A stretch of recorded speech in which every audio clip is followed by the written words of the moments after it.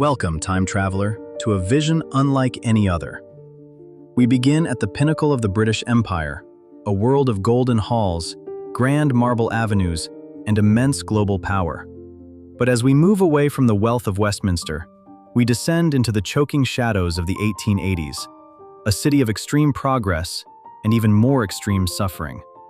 Today we are reconstructing the desperate reality of those living in the cracks of this Victorian triumph, forced to choose between three legendary levels of hell: the penny sit-up, the Two-Penny Hangover, and the Four-Penny Coffin.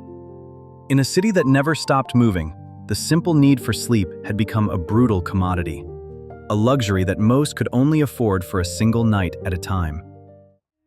It is midnight. The temperature has plunged below freezing, and a bitter wind whips through narrow stone alleys where the police have strict orders to arrest anyone caught sleeping on the pavement. You have no home. Your clothes are thin rags, and in your pocket, you have only a few copper coins. Your survival tonight depends on which price you can pay for a few hours of rest. Through the power of AI reconstruction, we are stepping back into these lost, claustrophobic spaces, witnessing firsthand what it truly meant to survive a night on the edge of Victorian society. In the late 19th century, London was the undisputed heart of the world's most powerful empire. Gold from every corner of the globe flowed through the vaults of the city. Steam power was reshaping the very fabric of human existence, and grand railway stations were rising like modern cathedrals.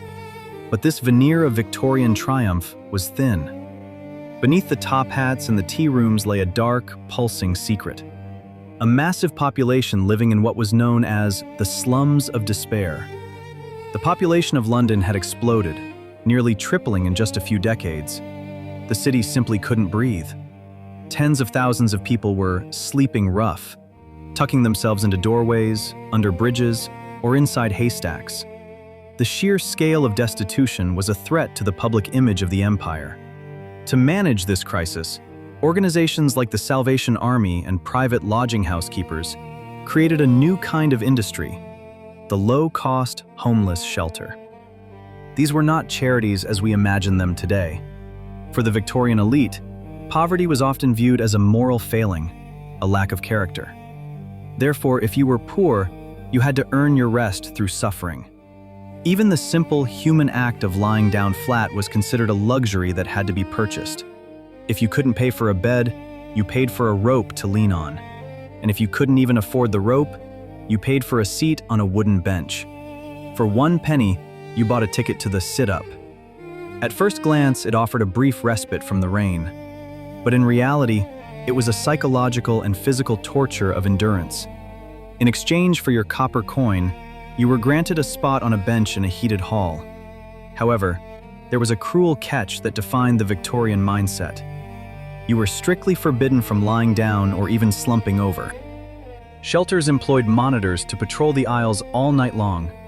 Their only job was to ensure no one took unfair advantage of their penny by actually getting deep sleep. If your head fell forward or your body tilted toward the person next to you, you were shaken or shouted awake.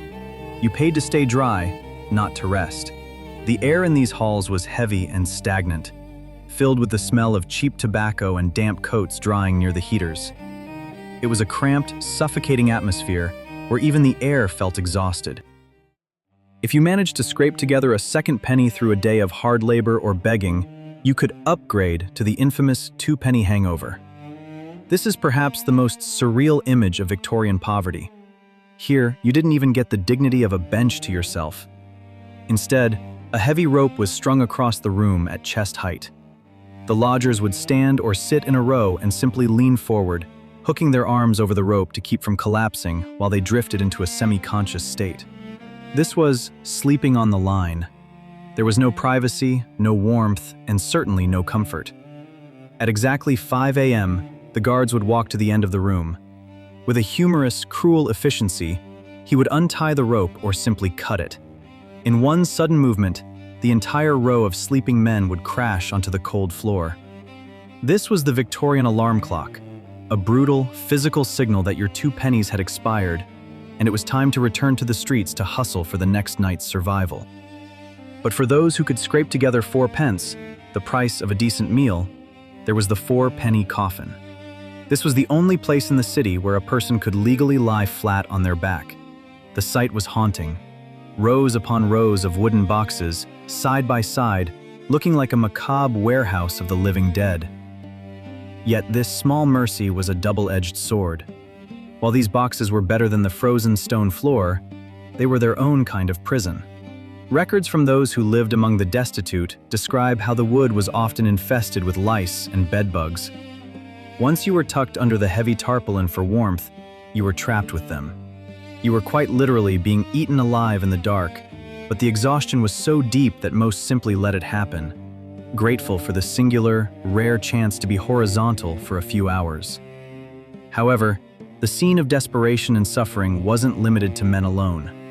In these overcrowded shelters, women were often turned away or forced to sleep in the streets or isolated, inadequate spaces.